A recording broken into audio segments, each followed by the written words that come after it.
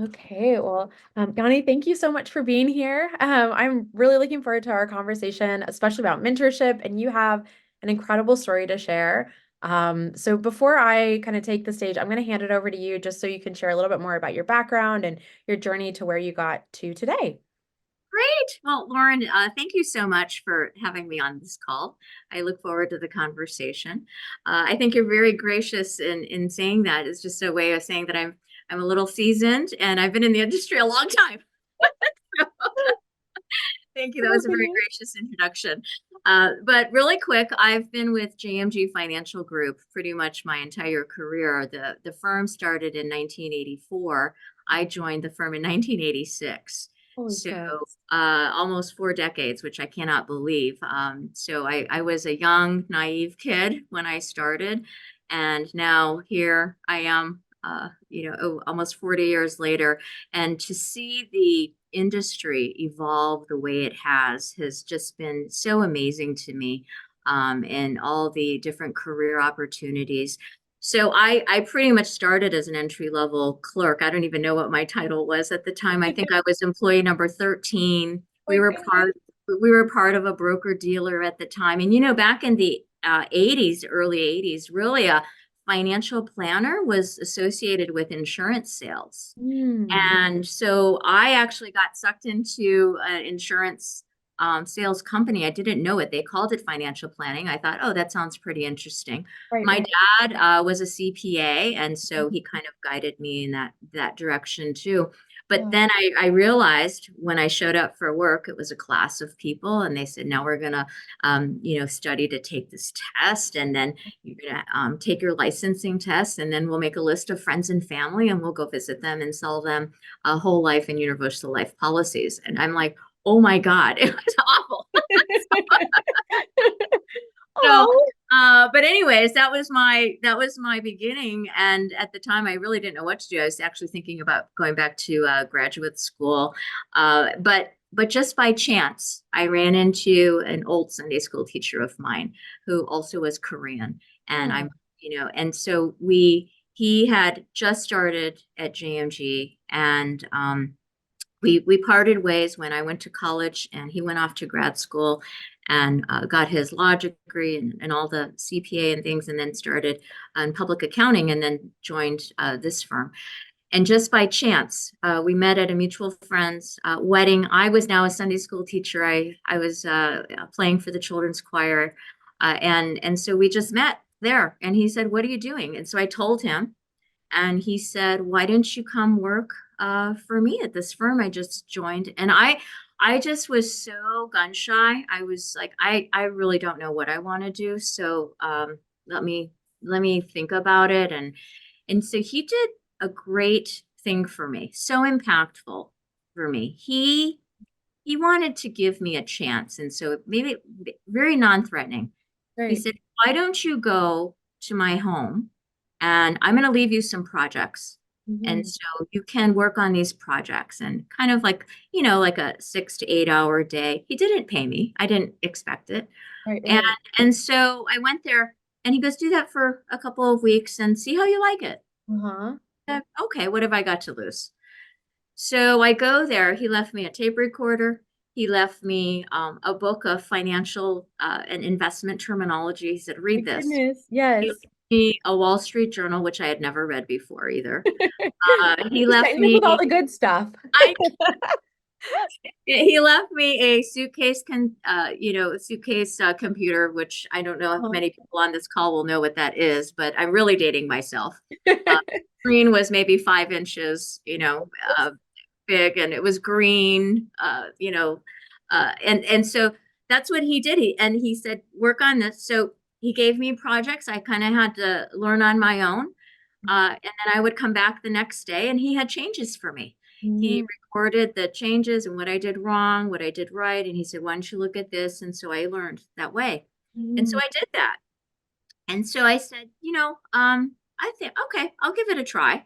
Mhm. So, so then I joined the firm. Now, what I didn't realize until later is he was really trying to prepare me Mhm. and give me some confidence Mhm. because I was only 20 and Mhm. I was also a minority.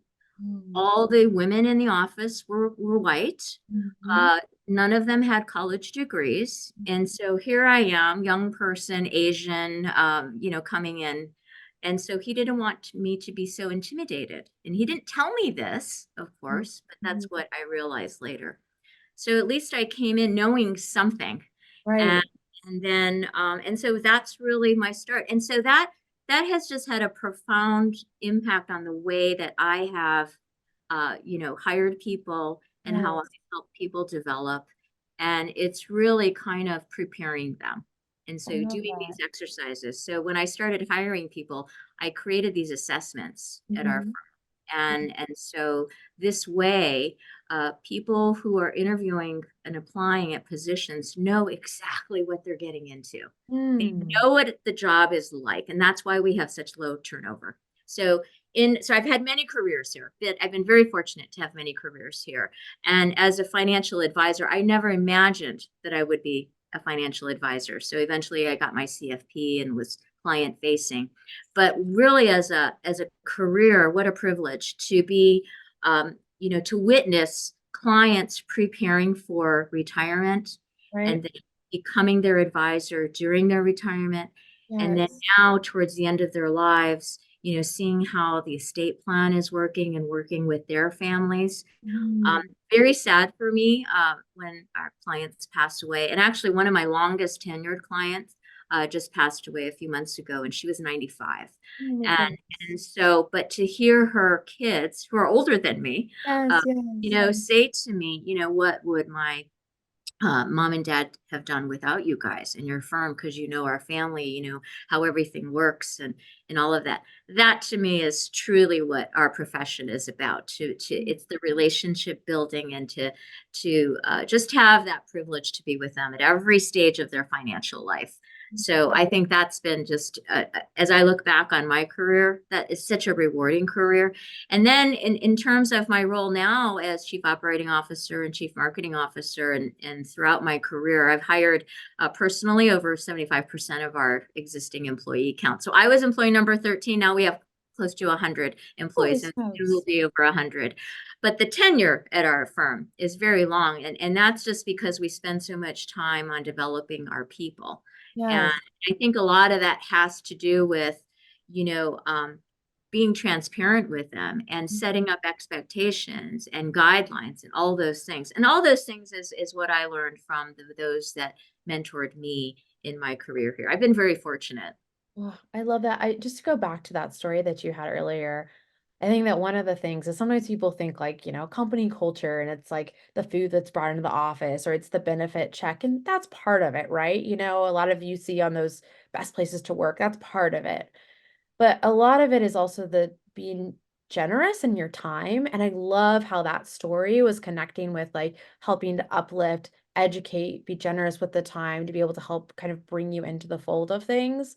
Um, so it's nice to sort of see that and then how you've carried that through. And I want to hear more about because from the outside, right? I was just sharing earlier before we chatted, like I see so many fun cultural posts and things that your firm's doing, and you can feel the energy, right? That doesn't happen naturally. So I love to hear more about swing back to this piece of hiring. Tell me more about that. I mean, how did you come up with this process? Is it through the job description? What's the hiring process like? And how are you really helping to uplift people so that they feel like they can be a part of a firm where they've got support and they can grow, along the way. So that's a lot to unpack, but I love just to kind of hear the beginning phases of it and that hiring piece, since that's sounds like something that you're really familiar with. So, Yeah, so it started when I had to start hiring, um, you know, staff, and I realized that a lot of them, back in, I'm really sounding old, but it was newspaper ads, oh, and yes, yes. there was no internet, no websites, and No all this. LinkedIn. Yeah, like Yeah, yeah. word of mouth. Who do you know? Right. Which is And still a thing today, absolutely. But yes, Yes, it is. And it was the start of recruiting search firms and things. But I right, also realized these candidates had no idea what jobs they were applying for. right. And so it's just more of, I think, trying to fill seats. And Mhm. so I realized that there's going to be a lot of turnover if Mhm. people don't understand what they're getting into, and if we're just going to hire somebody because they're nice Right, and they just answer the right questions. So I was thinking how I want to be able to convey what it's really like to work here. right, right, And this way, you spend the time up front right. because as people know on this, who are watching this, turnover is expensive. And so Mhm. you invest a lot of time in the onboarding and the training and the Right. development. And what a discouraging thing to happen when somebody leaves after a couple of months. Mhm. So you really have to evaluate how can you better convey what it's like to work here and what the job entails. So that's why I started creating these assessments. So I Mhm. took a little piece Mhm. of part of the job and what Mhm. they would be doing Mhm. because I always think that there's has to be two reasons to do something. Yeah. And part of this for the applicant is yes, they get to see what they would be doing in their Mhm. job Mhm. and they can determine if they like it or not. Right, right. And then from my perspective, during that process, I get to talk with them. I get to ask them questions. I want to see how they think. I Mhm. want to see what is our profession about problem solving Mhm. and communicating. And Mhm. so I want to see how they process information, Right. how they actually talk about it, how Mhm. they can explain it. And during this process, there's so many things that can happen. You can see how they accept criticism. How are Yes. they going to accept feedback? Are they always going to say they're right? No, this is right. This is the way I did it. And so as an employer, you have to be able to assess that too. So I thought it was a wonderful way to assess all those skills. Mhm. Two ways, both ways. So because of that, after somebody joins us, I have always asked them after 3 months, is there anything about the job that is a surprise to you? Because I want to know so that for the next person, 100%. Nope, this is exactly what you told me I would be doing. And I remember this from the assessments. Yes. It's a clear expectation setting up front. It So is. it's It is. critical. And the other thing I do, and this I started doing this a few years later too, is I had the candidates actually talk to people at Mhm. our firm who Mhm. are doing their position. Mhm. So that's not like an interview. These folks don't have the authority to make the decision, but Right. they're doing the job. And so, what better person to have that conversation with That's to a right. young person to to really hear what's it really like to work there and what are Mhm. you doing and do you like it and all this other thing, all those things. I will say that not everybody's the right fit for every company. Mhm. So I think it's a great way for candidates to learn what Mhm. they want to do and what they don't want to do. That's right. Yep. And, and so I think it's our responsibility if we're doing the hiring to help them. Yep. And if it's not going to be the right fit, then I think it's always good to help them along and kind of give them ideas. And maybe you should be doing this, or maybe you should look at this Right. type of position because of your skill set. I mean, look where our industry is today. We have so many different roles. We have so many different Mhm. positions that we didn't have, It's you so know, true. yeah. Yep. And there's complexity with, how teams are built, if they're around a target market or advising teams or senior advisor, junior advisor, what have you. To actually tell me a little bit more about that. So once you go, okay, this is the right fit, right? You put out as a firm the energy, you're projecting the energy that you want to be able to kind of like be that magnet, right? For the right candidates to apply. You've got that assessment in place. You both, yourself and the candidate feel like it's a win-win and an offer is extended. What does that kind of first 90 days look like? Or even kind of to go, maybe one step further, the organizational structure to make sure that they've got that kind of mentorship in the short and long term to help bring them up. So I'd love to hear more on that side of things. Yeah, so that process has evolved too because we have more people now. Oh So my gosh, I know. You said 100, right? Or something around that yeah, number. So I mean yes, before it was a part of my role and I had a couple folks who had been here a long time and they would help me to right, train right. the next people. And then as we continue to grow, it just grows exponentially. So then you have more Yes. people to help. The other thing I'll say is not everybody necessarily wants to be a client facing advisor. So true. Uh, Which is okay. And that's actually a totally, beautiful thing. Not everyone can do the same thing. Yes. exactly. And some of them don't have that skill set because there are different, characteristics, attributes that an advisor has to have at our firm. And Mhm. so, what a great career path for somebody who really loves what they do and really good at it, Yes. but they just don't want to be out there having to work on business development or advising a client. Honestly, they probably don't want to get fired by a client or, have to get new Right. business, and that's okay. So we Yes. have evolved to positions to have create a great infrastructure who are Mm. managers who are training. They know the job, so they're training our people. So to answer your question, for a new employee coming in today, they Mm. have a set time frame to learn our tools. They need to learn our tools. Right. That's So so true. You learning can't the, just jump in. Yes. Right. yeah. So learning the tools first, Hmm. and it's a lot of information because we also prepare tax returns. So learning that part of our business, but you got to learn all the tools and the technology now. My goodness, look at all the fintech companies that are I out there, and know. all the different types of applications and software that are available out there. So competitive. So they need to learn our tools, and it's kind of a building that foundation and the building blocks to Yep. learning what we use Hmm. to provide this service to our clients. Hmm. And then they start working with somebody who's been here a little longer, Hmm. and they provide that one-on-one support. So we call them coaches internally. So they're coaching and mentoring those folks from an entry level position. So now they have they have all the tools. Now they Yeah. just have to learn how to use them. Yes. So that's when they start working with somebody who actually supports an advisor. Hmm. And so now they're learning how these tools are incorporated and working, Yes.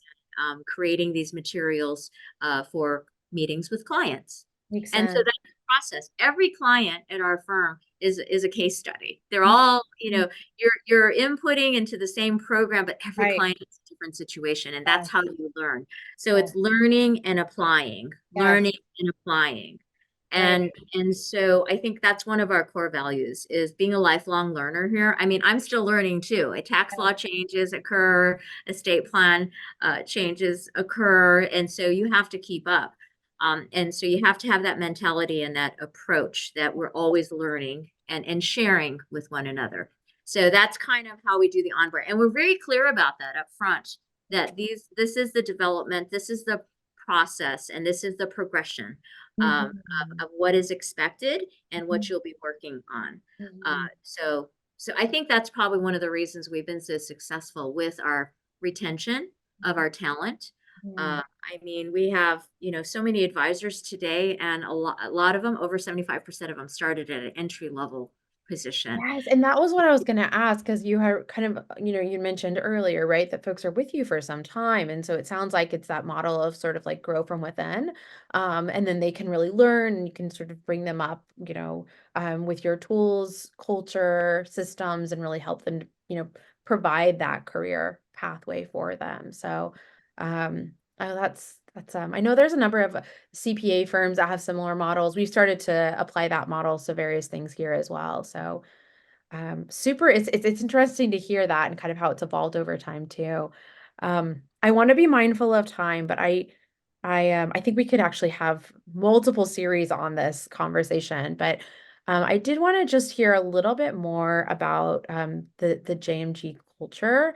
And I know we were kind of talking about some of those, checks in the box or what have you, the fun things, but maybe if you might don't mind sharing a little bit more about that, kind of what is it like to work there and how are you helping to foster that culture, especially with COVID, right? I know that it's kind of remote first is an option for a lot of folks. That changes the dynamics. Um, how has that evolved over time too? Yeah, it has changed the dynamics and it has changed the culture, but I think that we've done a really good job to keep everybody engaged.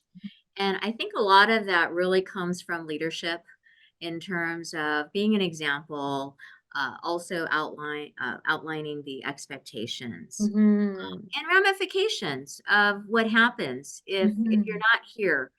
physically, if you're not engaged with your team, and if you're not coordinating time together.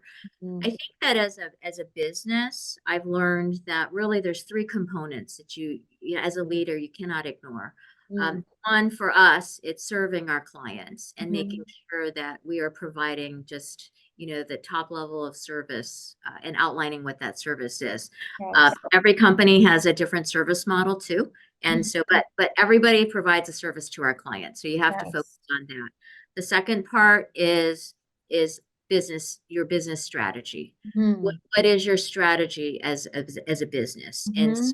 And that involves so many things: succession planning, Right. and growth planning, and all of Mhm. those things. And then Mhm. the third component is investing in your people. Mhm. And I think that's important too, because you need your people. Yep. And so if you're spending a lot of time because you have turnover, then Mhm. you really can't focus on your business strategy because you have the turnover. And then Yep. then the service to your clients is going to start, declining. So they're all tied together. That's right. And so I Right. think I've learned those three components. You focus on those things, Mhm. and then they all impact one another. So Mhm. as far as our culture goes, I think that, way back when, we were very siloed because Mhm. we were part of a broker dealer at the time in the 80s. Mhm. And then 10 years into after the firm being founded is when really they switched to, well, let's give up our securities licenses. And really, we always charged a financial planning fee. And Mhm. so they said, let's give up our licenses so we can be objective, and Mhm. so we can truly be fee only. And Yes. That that's a business retain. strategy component. Yes.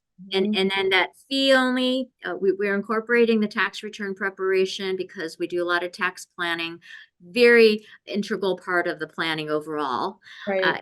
and then the investment management piece. And so because of that, and my mentors, my predecessors, they made that decision, Yes. to focus the business that way. And because of that, when we've had the market downturns, we haven't had to lay off anybody, in the Mhm. history of our firm. Now, we had to tighten our belts a little bit. Right. Uh, Right. no bonuses, free Right. salaries. I had to cut back on our holiday party, but you know what? We had a great time. It was a potluck. Everybody brought in their food. We had games, and it's like when the lights go out, when the electricity Yes. goes out, what are you going to do? So Yes. And it you causes you figure to it out. rally in a different way, right? And so, yeah. Definitely, definitely. And I think because of that effort, culturally, that was part of employees recognizing, they care about us. They Mhm. care about us, that they were, willing to do this versus letting people go. Mhm. Because we knew that eventually we need them. And Mhm. well, always needed them. But Mhm. also, let's plan for the future, not for what's happening today. Very, yep. And so I think for my mentors who put that plan in place, and they really had to sacrifice a lot, restructuring compensation structure, internal positions, things like that. Mhm. Um, and so here we are. They were impacted because they retired. And they've literally seen me grow up at the firm and Yes. become their partner. And Yeah. now they're retired and clients of ours, and still mentors to me and dear Mhm. friends of mine. What's really neat, Lauren, is that I see the kids that I hired Mhm. 15, 20, 25 years ago out of college now also developing and now becoming my partners. Oh, I mean, so that's a fun. special That's thing. like, yeah, it gives you goosebumps, sort of. That's wonderful. It's neat. So Yeah. I've seen them grow up now. And so a lot of my partners and honestly, we've grown up together. And so Wow. you kind of, that just, organically Yep. creates this culture of caring for one another because you're It's truly, and I each other's hate to sound, lives. yeah, I Yeah. hate to sound so cliche, but it is that family because you grow up together. Yeah. And and I always tell people, young people especially, Mhm. culture, everybody has a different definition of culture. Right, right. And so I always suggest to young people before they start interviewing, make sure you decide what's important to you first. Mhm. So everything, what would be ideal for you? Because it's so easily, Yes. they can be persuaded so easily. Yes, I know. Yes. Every There's a company, big box this or that or what have you, but what is really yeah, important to you? Like exactly. really honestly, what's important to you? So, Absolutely. And then when you start interviewing, then you can check the box and see. yes. And if something doesn't fit, don't Mhm. force it Mhm. because then it's not going to feel right. Just like when you're looking at colleges, as a young, I'm sure everybody can remember when you go on campus, if Mhm. this is the right one for me or not sure, but there's something about it Right, that right. It's a good that is that parallel. right fit. Yeah. Yes. So Yeah. that's what I tell young people because you're not going to so many personalities. Yes. You're not going to like everybody, Yeah. and so, but we need different personalities. Yes. But the bottom line is everybody needs to respect one another. Mhm. And Mhm. when you have that respect for one another, Mhm. that's what makes it work. It's so And true. that's what makes the team work together. You complement one another. Well, so well said. And I love that analogy too. I've also I've done, some different sort of talks going back to my undergraduate or what have you. And I feel like those nuggets are always good to share. And I'm gonna remember that one to share it. So I love that. I love that analogy and story. And it's so good to be able to bring that next generation up and have that guidance as well. So oh, this is so fun. Well, like I said, I think we could go on for multiple sessions Yeah. um and get and do deep dives and what have you. But thank you for just sharing an overview about your career and firm and those insights for how you've hired and then also how you've, really grown over the years as your firm's, grown to be able to bring up talent and have them stay with you. So I appreciate it. Thank you again for your time. Oh, thanks so much, Lauren. It was fun. It's absolutely. Talk soon.